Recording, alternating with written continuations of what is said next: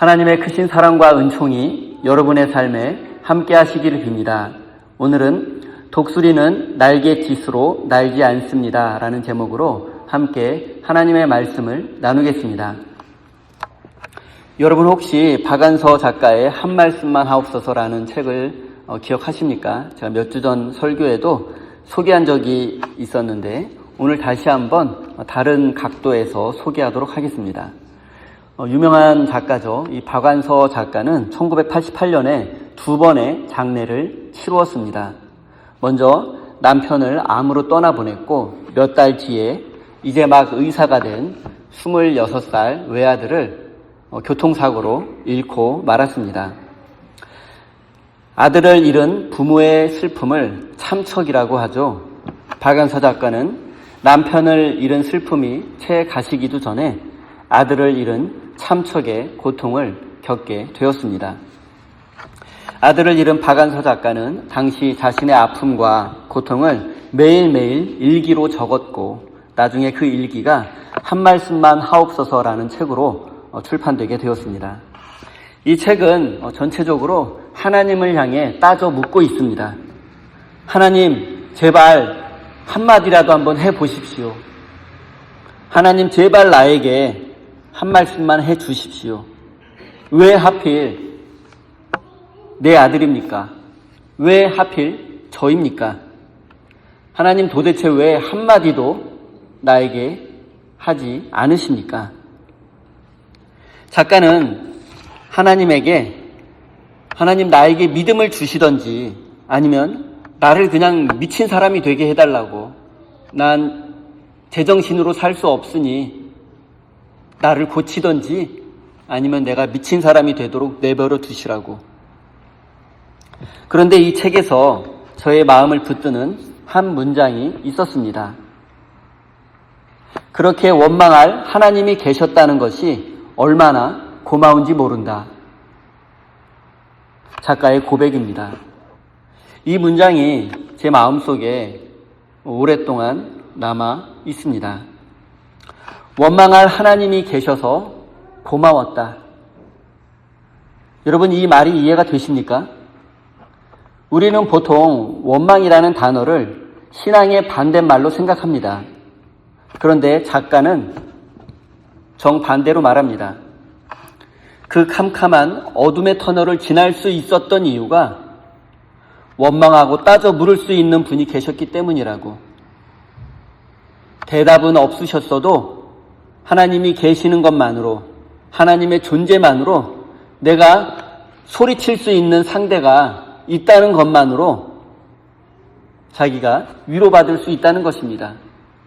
그래서 자기가 살아날 수 있었다는 것입니다. 그런데 우리 인생에도 이런 시간들이 있습니다.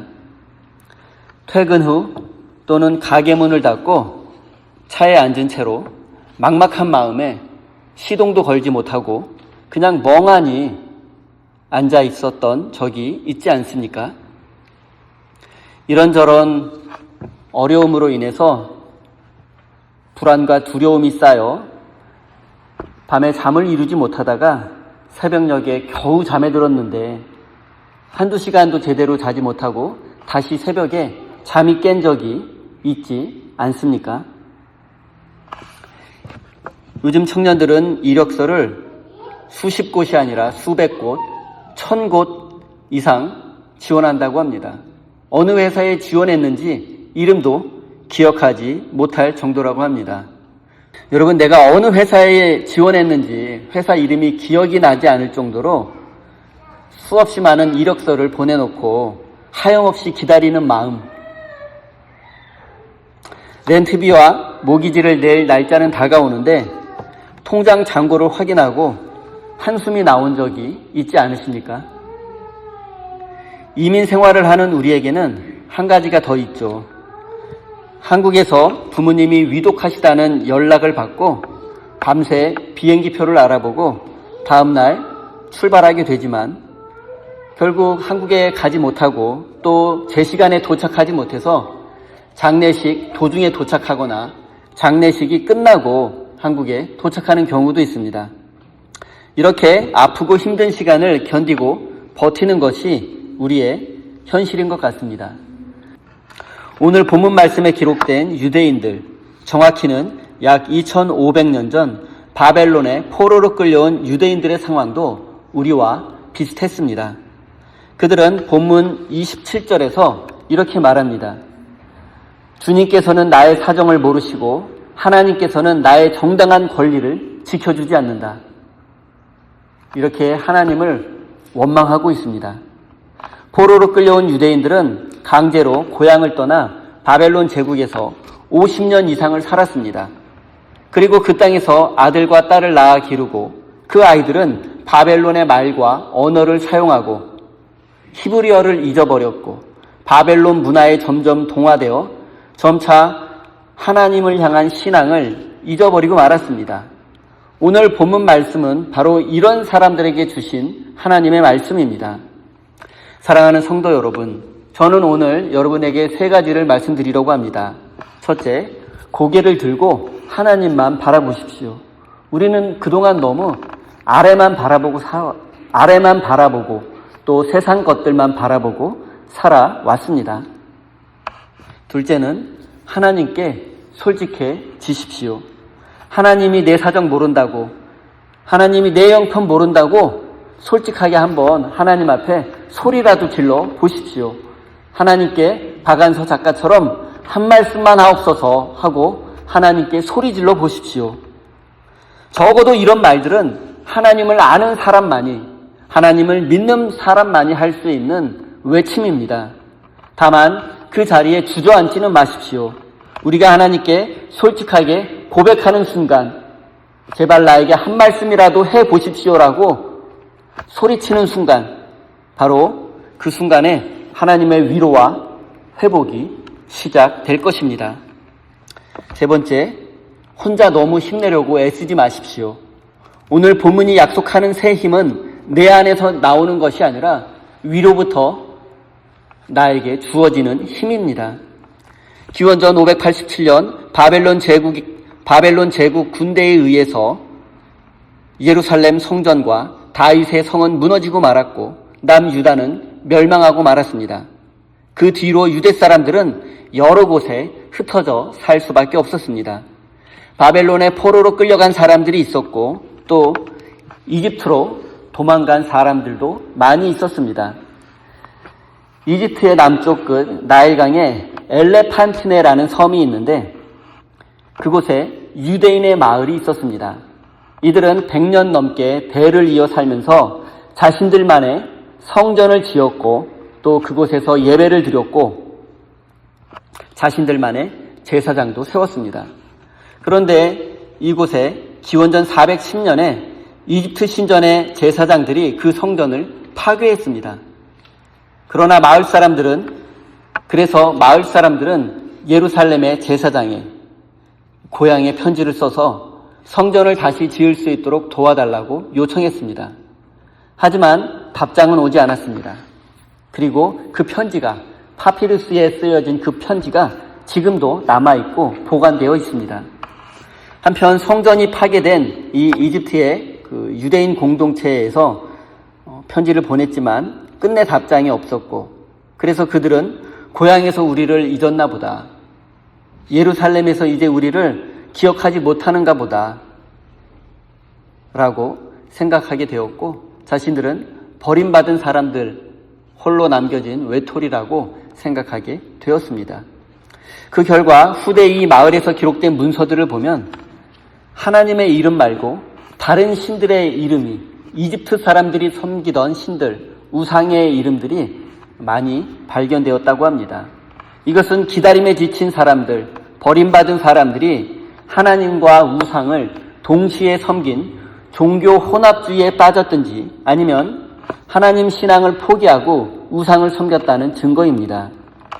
바벨론에 포로로 끌려간 유대인도 다르지 않았습니다. 포로 생활이 50년 정도가 지나게 되자 포로 1세대는 모두 나이든 노년이 되었고 또 나이 들어 자연사하게 되었습니다. 그 땅에서 태어난 2세, 3세들은 예루살렘 성전을 가본 적이 없습니다. 할아버지와 아버지에게 전해들은 하나님에 관한 신앙과 예루살렘 성전에 대한 이야기들은 그들에게 옛 이야기에 지나지 않았습니다.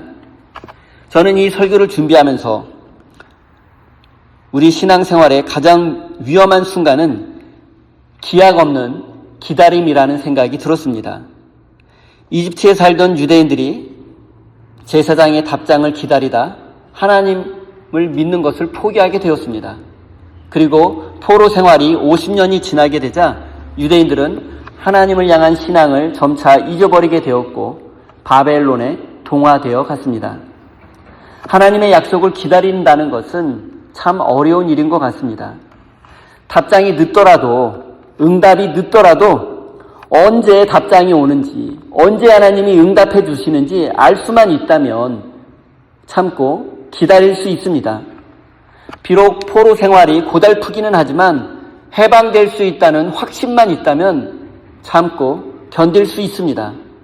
그런데 만약 언제 답장이 올 줄 모르고, 언제 하나님이 응답해 주실 줄 모르고, 언제 포로 생활이 끝날 줄 모른다면, 더군다나 이 현실이 변하지 않고 영원할 것만 같다면 누구라도 믿음이 약해지고 하나님을 잊어버릴 수 있습니다.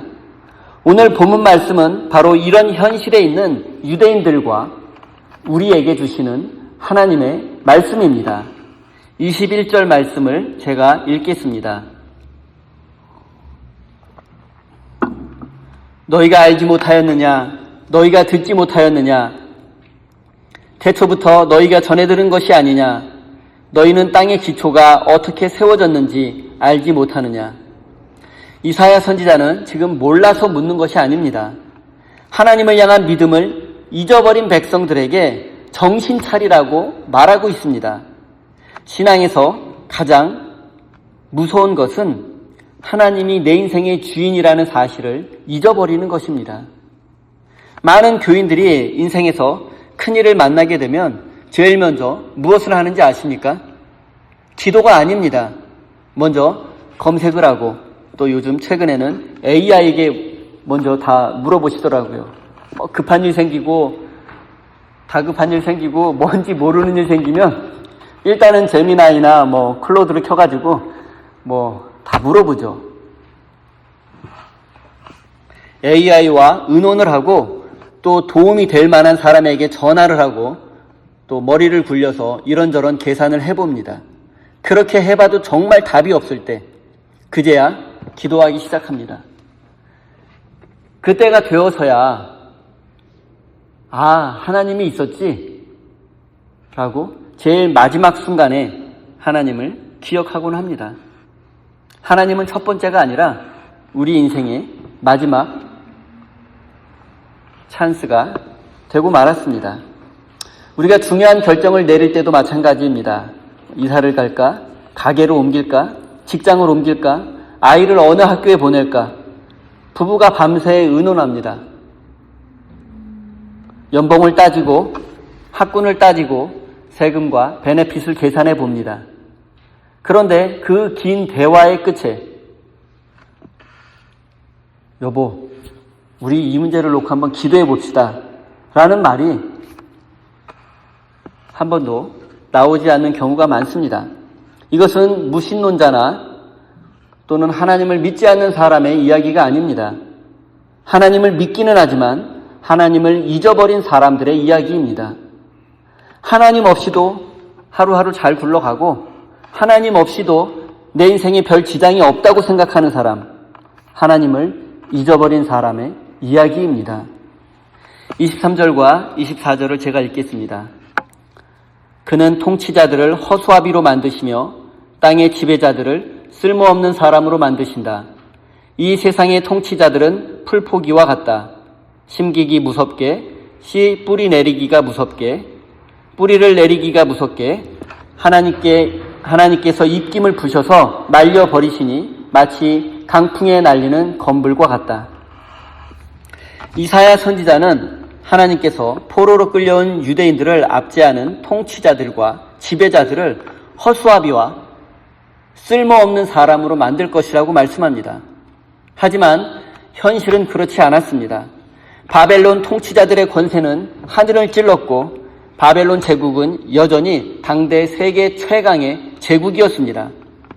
당시로서는 믿을 수 없는 말이었지만 이 말씀은 실제로 15년 후에 현실이 되었습니다. 바벨론 제국이 페르시아의 고레스 황제에 의해서 멸망당하고 만 것입니다. 그리고 이사야 선지자는 바벨론의 권력자들이 마치 강풍에 날리는 건불과 같다는 말을 했습니다. 건불은 길가에 굴러다니는 마른 풀입니다. 그런데 이사야 선지자의 눈에는 바벨론의 권력자들이 이런 건불처럼 보였던 것입니다. 마찬가지로 오늘 우리가 사는 이 세상에도 바벨론의 권력자처럼 강력해 보이고 우리 인생의 안전과 행복을 지켜줄 것만 같은 것들이 있습니다. 하지만 우리는 그런 것들이 본질적으로 바람에 날리는 건불과 같다는 사실을 잊지 말아야 합니다. 렌트비는 계속 오르고 모기지 이자는 내려올 줄 모르고 주식은 실시간으로 움직이고 은퇴 계좌도 마찬가지죠.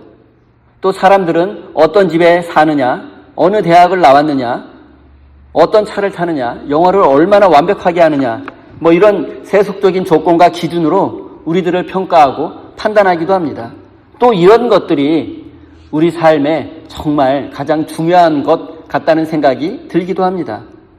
여러분은 어떻습니까? 이런 것들이 정말로 여러분의 인생의 안전과 행복을 지켜줄 것이라는 생각이 있으십니까? 아니면 이런 것들이 선지자의 말씀처럼 바람에 나는 건불과 같이 느껴지십니까? 오해는 마십시오. 저는 지금 집이나 주식, 은퇴계좌, 좋은 집, 좋은 학력과 경력, 이런 것들이 필요 없다거나 나쁜 거라고 말씀드리는 것이 결코 아닙니다. 이런 것들은 우리 인생에 필요하고 또 이런 것들이 없거나 부족하면 우리 인생이 고통스러울 수밖에 없습니다. 하지만 제가 말씀드리려는 것은 이런 것들이 우리 인생의 목적이 되어서는 안 된다는 것을 말씀드리려는 것입니다. 바람 한번 불면 확 날아가 버릴 사라질 것들에 목숨을 걸지 말라는 뜻입니다. 바람 한번 불면, 사고 한번 나면, 병이 한번 걸리면, 수 한번 당하고 나면 내가 가진 모든 것이 한순간에 건불처럼 날아갈 수 있다고 여러분 그런 경험들을 주변에서 많이 보지 않으셨습니까? 이사야 선지자는 여기서 멈추지 않고 26절에서 너희는 고개를 들어서 저 위를 바라보아라 라고 말씀합니다. 잠시 그림 하나 보겠습니다. 빈센트 반 고흐의 별이 빛나는 밤, 굉장히 유명한 그림이죠. 1889년 작품이죠. 고흐 인생의 말년에 정신병원에서 그린 작품입니다. 얼마 전에 소개했던 감자 먹는 사람들, 그 어두운 그 감자 먹는 사람들도 참 좋아하는데 그거는 고흐의 그 초기 작품이고 이 별이 빛나는 밤에는 마지막 말년에 그린 작품입니다. 친구인 고갱과 또 여러 친구들과 다투고 싸우고 난 후에 귀를 잘랐습니다. 스스로. 그리고 프랑스 남부에 있는 정신병원, 요양병원에 들어가게 되었습니다. 당시 고흐는 그림도 팔리지 않아 경제적으로 어려웠고 사람들과의 친구들과의 관계도 모두 소원해졌고 또 정신조차 온전하지 않았습니다. 이런 상황에서 고흐는 어느 날 새벽 정신병원 밖 창문을 바라보게 되었습니다. 그리고 하늘에 소용돌이 치는 별들을 그리기 시작했습니다. 소용돌이 치는 별들을 그렸는데 아래쪽 마을은 조그맣고 조용합니다. 그런데 하늘은 마치 살아서 움직이는 것만 같습니다. 평론가들은 밝게 빛나는 달과 11개의 별들은 고흐가 어렵고 어두운 현실 속에서도 희망을 바라본 것이라고 해석합니다. 저 밝은 빛들이 고흐의 희망. 저도 비슷한 생각입니다. 고흐가 자신의 삶의 가장 밑바닥에서 고개를 들어 하늘을 바라보니 하늘이 이토록 아름답고 그 하늘의 달과 별들이 밝은 빛을 내며 자신을 비추고 있다는 사실을 깨닫고 그런 상상력을 발휘해서 그림을 그렸던 것 같습니다. 사랑하는 성도 여러분, 이사야 선지자는 우리에게 저 위를 바라보아라, 하늘을 바라보라고 말씀합니다. 그리고 하늘은 포로된 삶의 자리에서 인생의 어두운 터널을 지날 때 그런 현실 속에서 하늘을 바라보라는 뜻입니다. 살아계신 하나님께서 우리를 위로하시고 용기와 소망을 주실 것이라는 그러한 믿음을 가져라. 그 말씀이 바로 하늘을 바라보고 하나님을 바라보라는 말씀입니다. 그런데 문제는 우리의 시선이 하늘이 아니라 언제나 이 세상 땅바닥을 향하고 있다는 것입니다. 바람 한번 불면 날아가 버리는 건불 같은 것들을 바라보고 그것들을 의지하고 있다는 것이 우리의 문제입니다. 사랑하는 성도 여러분, 이제는 세상의 건불 같은 것들을 바라보는 것이 아니라 영원하신 하나님만 바라보는 저 하늘을 바라보시는 믿음의 사람이 되시기를 바랍니다. 30절 말씀을 읽겠습니다. 비록 젊은이들이 피곤하여 지치고 장정들이 맥없이 비틀거려도, 이사야 선지자는 참 솔직하다는 생각이 들었습니다. 하나님을 잘 믿으면 지치지 않는다고 말하면 좋겠는데 젊은이도 피곤하고 힘센 장정도 비틀거린다고 말합니다. 우리 생각에는 하나님 잘 믿는 사람들은 축복받고 건강하고 열심히 살아도 그냥 하나님이 새 힘을 매일매일 공급해 주셔가지고 지치지 않고 비틀거리지 않고 피곤하지 않고 막 그랬으면 좋겠잖아요. 현실은 그렇지 않습니다. 젊은이도 열심히 일하면 쉽게 피곤해집니다. 운동으로 다져진 장정도 지치고 비틀거릴 수 있습니다. 젊음도 체력도 그리고 재능과 의지도 우리의 삶을 새롭게 할 수 없고 우리는 언제든 넘어지고 쓰러질 수밖에 없는 연약한 존재입니다. 그리고 젊은이와 장정일지라도 지칠 수밖에 없는 이유는 그들의 의지가 약하거나 그들이 부족해서나 그들이 게을러서가 아닙니다. 오히려 너무 열심히 일했기 때문입니다. 너무 정신없이 살아가기 때문입니다. 무한경쟁 세상 속에서 한순간이라도 마음을 놓고 편히 쉬게 되면 지칠 것 같고 실패할 것만 같아 두렵습니다. 그래서 마음 편히 쉴 수 없습니다. 특히 우리 같은 이민자들이나 유학생들은 뒤로 물러설 곳이 없다고 느끼니 두려움은 더 클 수밖에 없습니다. 그런데 이렇게 지친 우리들을 향해서 선지자는 이렇게 말씀합니다. 29절입니다. 피곤한 사람에게 힘을 주시며 기운을 잃은 사람에게 기력을 주시는 분이다.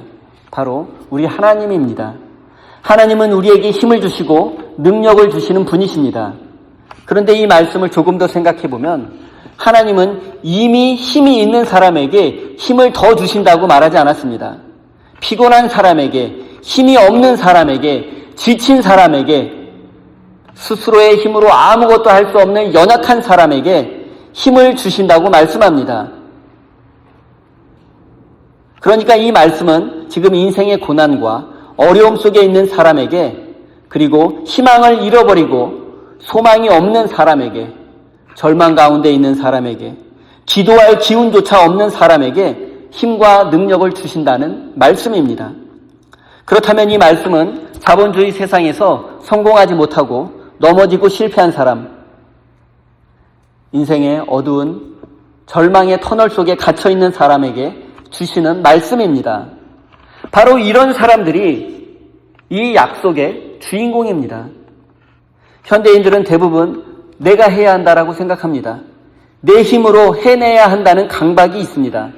하지만 내가 힘을 내는 것이 아니라, 내 힘으로 해내는 것이 아니라 나에게 힘을 주시는 분이 계신다면 우리에게 대단한 힘과 능력이 없어도 괜찮습니다. 우리가 비록 유학생으로, 이민자로 이 땅에서 살고 있지만 여러분, 대단한 능력이 없어도, 대단한 기운이 없어도 괜찮습니다. 하나님이 나에게 힘을 주신다면 우리는 얼마든지 우리 나름의 인생을 의미 있게 살아낼 수 있을 것입니다. 우리는 물론 맡겨진 일에는 최선을 다해야 합니다. 아무 노력도 하지 말고 하늘만 쳐다보면서 멍하니 시간이 가기를 기다리라는 뜻이 아닙니다. 제가 말씀드리는 것은 결과에 매달리거나 집착하지 말라는 것입니다. 우리가 해야 할 일, 할 수 있는 최선을 다한 후에 결과를 하나님의 손에 맡겨야 한다는 것입니다. 믿음은 최선을 다한 후에 그 결과를 하나님께 온전히 내어 맡기는 것입니다. 최선을 다했으면 그걸로 족합니다. 나머지는 하나님이 하실 일입니다. 사랑하는 성도 여러분, 우리는 지쳤으면서도 힘이 들면서도 지쳤다고 힘들다고 말하지 않습니다. 교회에 와서 괜찮은 척합니다. 여러분, 이것은 믿음이 아닙니다. 하나님을 신뢰하는 사람은 어떤 상황과 형편 속에서도 하나님 앞에 솔직하게 고백하는 사람입니다. 우리가 하나님 앞에 솔직하게 그리고 있는 모습 그대로 나아갈 때 하나님은 우리의 아픔과 상처 그리고 우리의 실패조차 가장 아름다운 것으로 바꾸어 주실 것입니다. 이 약속을 믿으시고 하나님 앞에 솔직하게 있는 모습 그대로 나아가시는 복된 성도들이 되시기를 바랍니다.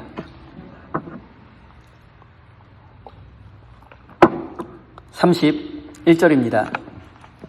오직 주님을 소망으로 삼는 사람은 새 힘을 얻으리니 독수리가 날개치며 솟아오르듯 올라갈 것이요 뛰어도 지치지 않으며 걸어도 피곤하지 않을 것이다. 우리는 보통 이 말씀을 이렇게 이해합니다. 독수리처럼 힘차게 날개를 퍼덕여서 하늘 높은 곳까지 올라가라. 또 은혜 받았으니 힘내라. 하나님이 함께 하시면 성공할 수 있다. 높은 곳까지 올라갈 수 있다. 이런 정도로 이 말씀을 이해하는 것 같습니다. 그러나 우리가 이렇게 이해한다면 이 말씀을 잘못 이해한 것입니다. 실제로 독수리를 보면 독수리는 날개를 퍼덕여서 힘찬 날갯짓으로 날지 않습니다. 설명드리겠습니다. 여러분, 아침에 해가 뜨면 땅이 데워집니다. 그래서 땅이 뜨거워진 곳에서는 공기가 위로 올라가잖아요. 이걸 이제 상승 기류라고 하는데 눈에 보이지 않는 더운 공기, 이 상승 기류가 하늘 높이 기둥처럼 올라갑니다. 그리고 독수리는 그 상승 기류를 찾아냅니다. 어떻게 찾아내는지는 아직 모르겠습니다. 냄새도 없고 색깔도 없고 소리도 없으니까. 그런데 독수리는 상승 기류를 찾아내는 능력이 있습니다. 그리고 일단 그 상승 기류 속으로 들어가게 되면 상승 기류를 타게 되면 날갯짓을 멈춥니다. 그리고 날개를 활짝 편 채로 원을 그리며 기류를 타고 돕니다. 이런 모습 보신 적이 있으시죠? 다큐멘터리나 어디 진짜 사막이나 매들이 하늘을 나르는 모습 보면 이렇게 날개를 퍼덕이면서 독수리가 날지 않습니다. 이렇게 원을 타면서 이렇게 상승 기류를 타고 아니면 바람이나 기류를 타고 대류를 타고 날개를 편 채 이렇게 독수리는 하늘을 납니다. 독수리는 그 상승 기류를 타고 높이 올라가게 됩니다. 한 바퀴 돌면 조금 더 올라가게 되고 또 한 바퀴 돌면 조금 더 또 높은 곳으로 올라가게 됩니다. 그렇게 높은 하늘을 날갯짓 한 번 없이 힘들이지 않고 높은 하늘까지 올라가게 됩니다. 공항에 무빙워크가 있잖아요. 마찬가지입니다. 그 무빙워크 위에 올라가면 가만히 있어도 앞으로 나아가잖아요. 옆에서 캐리어를 끌고 낑낑 매고 이렇게 걸어가는 사람보다 오히려 무빙워크가 더 빠른 경우가 많습니다. 무빙워크가 나를 옮겨주기 때문입니다. 상승 기류, 독수리가 상승 기류에 몸을 맡기는 것, 바로 이와 마찬가지입니다. 그리고 독수리가 상승 기류를 타고 높이 올라가게 되면 그 상승 기류는 원형의 기둥 모양으로 올라가게 되는데 그 꼭대기까지 상승 기류 꼭대기까지 올라가게 되면 거기서 날개를 몇 번 퍼덕여서 빠져나옵니다. 미끄러지듯이. 그래서 그 날개를 활짝 펴고 바람을 타고 몇 마일에서 수십 마일까지 바람을 타고 멀리 하늘 높이 날아갑니다. 그러다가 다시 바람이 약해져서 고도가 낮아지게 되면 다시 또 다른 상승 기류를 찾아서 상승 기류에 몸을 맡겨 하늘 높이 올라가고 또다시 바람을 타고 하루에 수백 마일까지 날아가는 것이 독수리입니다. 이렇게 해서 독수리는 날갯짓 몇 번 하지 않고 수백 마일 이상을 날아갑니다. 반대로 한번 참새를 생각해 보십시오. 참새나 비둘기 같은 새들은요, 열심히 날갯짓을 하거든요. 날갯짓을 멈추는 순간 아래로 곤두박질 치게 됩니다. 그래서 높이 날지도 못하고 힘이 들어서 멀리 가지도 못합니다. 잠깐만 날갯짓을 멈춰도 곧바로 떨어지기 때문에 끊임없이 날개를 퍼덕여야 하니 이 참새도 얼마나 피곤하겠습니까? 저는 이런 생각이 들었어요. 지금까지 우리가 독수리처럼 살지 못하고 참새처럼 살아왔구나라는 생각입니다. 우리는 모두 유학 또는 이민을 와서 10년, 20년, 30년, 40년을 쉬지 않고 참새처럼 날개를 퍼덕이며 살아온 것 같습니다. 날갯짓을 멈추면 곧바로 추락할 것 같아서 남들 쉴 때도 일을 했고 아플 때도 일을 했고 주일에도 마음은 세상에 가 있었습니다. 우리는 모두 이렇게 열심히 살았습니다. 그래서인지 우리 모두는 지쳐 있습니다. 열심히 일해서가 아니라 잘못된 방식으로 살아왔기 때문입니다. 독수리가 더 멀리, 더 높이, 오래 날 수 있는 이유를 조금 더 생각해 볼게요. 독수리는 자신의 날갯짓으로 날지 않는다고 말씀드렸죠. 독수리는 상승 기류를 타고 날아오릅니다. 높은 하늘까지. 그 상승 기류는 독수리가 만들어낸 것이 아니라 뜨거운 태양이 만들어내는 것이고 독수리는 그 기류에 몸을 맡겼을 뿐입니다. 독수리가 날아오르는 힘은 날갯짓이 아니라 상승 기류에 몸을 온전히 내어 맡기는 것입니다. 그리고 두 번째 상승 기류는 독수리의 눈에 보이지 않을 수 있습니다. 냄새도 없고 만질 수도 없습니다. 그런데 독수리는 그 상승 기류를 찾아내고 자신의 몸을 맡깁니다. 그리고 이것이 바로 믿음입니다. 눈으로 볼 수도 만질 수도 확인할 수도 없는 그 하나님께 우리 인생을 온전히 내어 맡기는 것, 그것이 믿음입니다. 반쯤만 맡기는 것은 믿음이 아닙니다. 올라갈 수 없고 또 조금 올라간다 한들 떨어질 수밖에 없습니다. 추락할 수밖에 없습니다. 셋째, 독수리는 원을 그리면 압니다. 독수리가 상승 기류를 탈 때에는 앞으로 나아가지 않습니다. 제자리를 뱅뱅 도는 것처럼 보이기만 합니다. 땅에서 보면 독수리는 지금 아무 데도 가지 못하고 제자리에 멈춰선 것처럼 보이기도 합니다. 진전이 없어 보입니다. 그런데 사실은 상승 기류를 타고 원을 돌 때마다 독수리는 점점 더 높은 곳으로 올라가고 있는 중입니다. 사랑하는 성도 여러분, 혹시 여러분의 인생이 계속 제자리를 도는 것 같지 않습니까? 몇 년째 똑같은 일을 하고 똑같은 걱정을 하고 똑같은 기도를 하고 있지 않습니까? 앞으로 나아간 게 하나도 없고 현실이 조금도 달라진 것 같지 않아 불안하고 두렵기만 하지 않습니까? 남들은 계속 앞으로 나아가는 것처럼 보이고 더 높은 곳까지 올라가는 것처럼 보이는데 나만, 내 인생만 제자리에 멈춰서 있는 것처럼 느껴질 때가 있지 않습니까? 하지만 기억하십시오. 여러분이 계속 제자리를 맴돌고 있다고 느끼는 그 순간에도 하나님은 우리를 더 높은 곳으로 인도하시고 이끄시고 계십니다. 우리 인생의 고도는 계속 높아지고 있는데 아직 우리가 느끼지 못하고 깨닫지 못할 뿐입니다. 마지막으로 한 가지만 더 생각해 보겠습니다. 우리가 이 땅을 살아가면서 겪게 되는 아픔과 상처, 그리고 고난과 고통이라는 현실적인 문제는 우리에게 정말 너무 크게 다가옵니다. 우리 인생을 무너뜨리고 우리 삶을 집어삼킬 것처럼 크고 강하게 느껴집니다. 그런데 독수리를 생각해 보십시오. 독수리가 상승 기류를 타고 하늘 높이 올라가서 아래를 내려다보면 이 세상의 모든 것들이 너무나 보잘것없이 작게만 느껴집니다. 우리 인생도 이와 마찬가지입니다.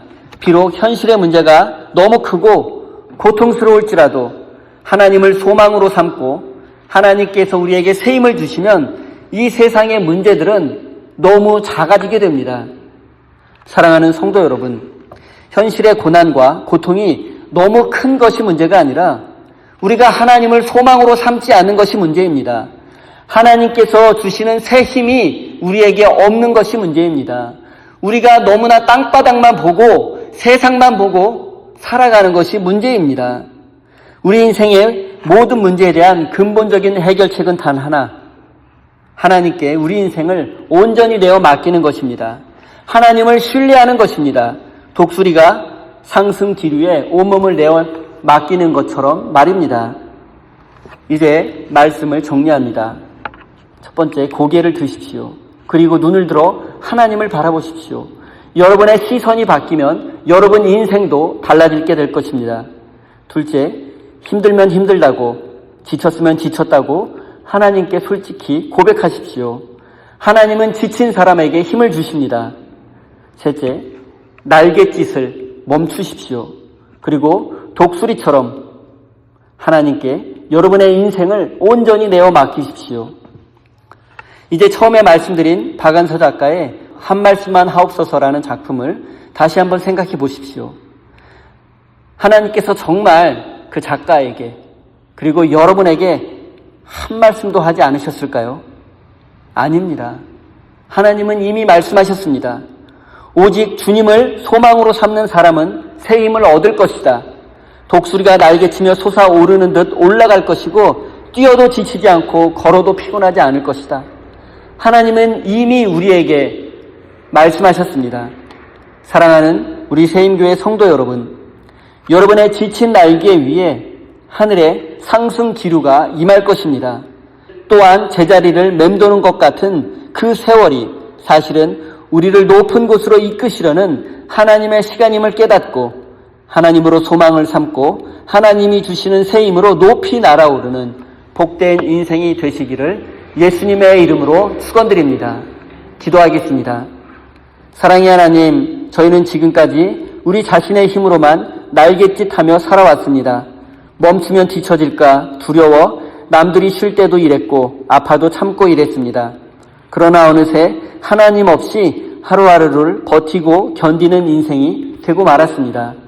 하나님, 기약 없는 기다림이 우리를 지치게 합니다. 언제 응답이 올지 몰라 희망과 용기를 잃어버렸습니다. 그러나 주님께서는 피곤한 사람에게 힘을 주시고 기운을 잃은 사람에게 기력을 주신다 하셨습니다. 지금 지치고 용기와 희망을 잃은 우리가 그 약속의 주인공인 줄 믿습니다. 이제 우리가 눈을 들어 하늘을 바라보게 하시고 보이지 않는 하나님의 손에 저희 인생을 온전히 내어 맡기게 해주십시오. 제자리를 맴도는 것만 같은 이 시간이 사실은 주님께서 우리를 더 높은 곳으로 이끄시는 복된 시간인 줄 믿게 하여 주시옵소서. 사랑의 하나님, 저희가 가진 것 가운데 저희의 힘으로 만들어낸 것이 하나도 없음을 고백합니다. 독수리가 제 힘으로 날지 않고 주님이 지으신 바람을 타고 날아오르듯 저희가 이 땅에서 누리는 모든 것도 주님이 우리에게 주신 것임을 고백합니다. 이제 이 소중한 예물을 믿음으로 올려드립니다. 우리의 마음과 우리의 삶도 주님께 드리니 주님 받아주십시오. 이 예물이 지친 이들을 위로하는 일에, 외로운 이들을 찾아가는 일에, 주님의 이름을 전하는 일에 귀하게 사용되게 하여 주시옵소서. 예수님의 이름으로 기도드립니다. 아멘.